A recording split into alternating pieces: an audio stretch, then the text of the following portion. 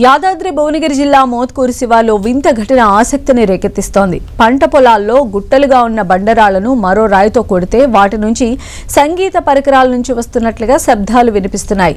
ఒక్కో రాయితో కొడితే ఒక్కో రకమైన శబ్దం వస్తోంది. దీంతో స్థానికులు ఆ రాయిని ఆసక్తిగా చూస్తున్నారు.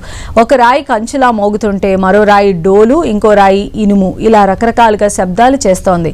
వాతావరణ పరిస్థితులను బట్టి శబ్దాల్లో మార్పులు వస్తున్నాయని స్థానికులు చెబుతున్నారు.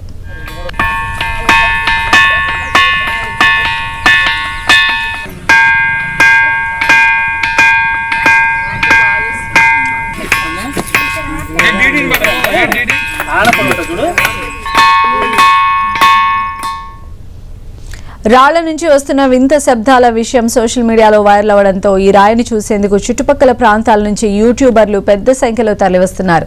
ఇది ప్రకృతి అద్భుతమా, భౌగోళిక వింత అన్నది తేలాల్సి ఉంది.